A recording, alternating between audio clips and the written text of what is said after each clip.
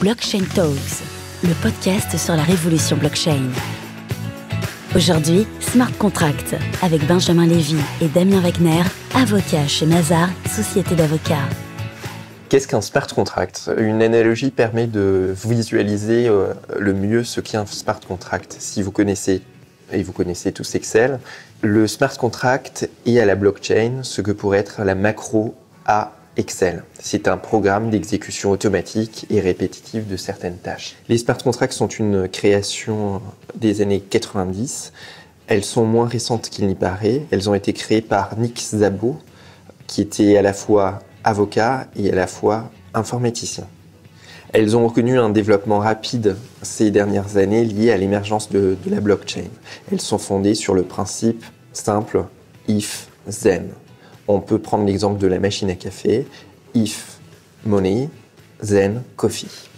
Un smart contract est un programme d'exécution automatique d'un contrat. Ce n'est pas en lui-même un contrat. C'est plutôt un support d'exécution d'un contrat lui-même.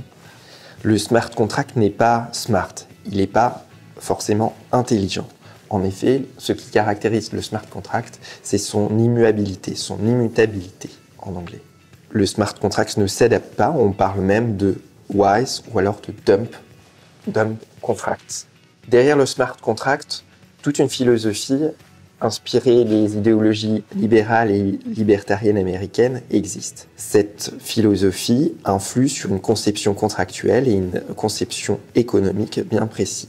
Ici, ce que l'on met en avant, c'est l'absence d'État, l'absence de recours à l'État volontaire, une conception contractuelle qui met en avant la primauté du créancier et qui le protège, lui, davantage, une analyse économique de réduction de coûts et de sécurité juridique plus importante. Passons de l'abstrait au concret. Les smart contracts sont codés sur des plateformes comme Ethereum, selon un langage bien précis, par exemple pour Ethereum Solidity. Les développeurs ont développé depuis quelques années ce qu'on appelle des dApps.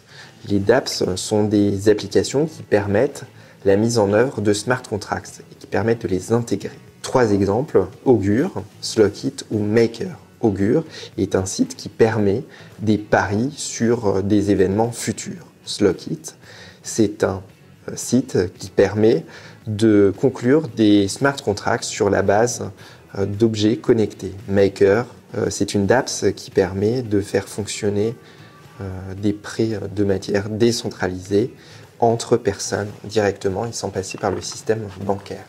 En matière de smart contract, ce qui est le plus important, c'est le rôle de l'oracle. Un smart contract a forcément besoin de données extérieures pour fonctionner correctement. Il doit donc aller chercher ces données et il le fait par ce qu'on appelle un oracle. Cet oracle va permettre d'aller chercher les données dont le smart contract a besoin, par exemple des taux de change, et va les revérifier et les introduire dans le système du smart contract. Pourquoi l'oracle est important ?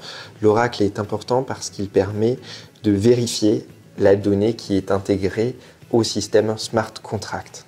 Le smart contract est intégré le plus souvent, est intégré aujourd'hui à une blockchain.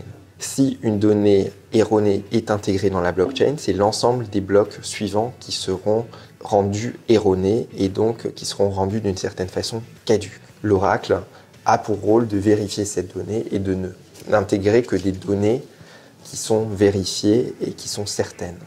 Il existe plusieurs types d'oracles possibles.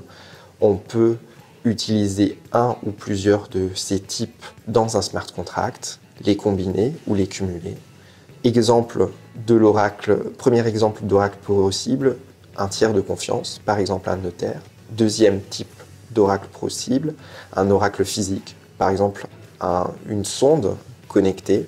Autre exemple possible, un oracle basé sur le consensus ou sur la preuve d'honnêteté. Alors du coup, parlons maintenant des cas d'utilisation possibles des smart contracts. Donc on peut l'utiliser pour des applications très simples jusqu'à des applications théoriques beaucoup plus compliquées. L'exemple de l'application la plus simple, c'est une personne qui souhaite envoyer des bitcoins, une crypto-monnaie à sa famille, ou c'est l'achat-vente sur Internet qui se passe d'intermédiaire car elle se fait directement.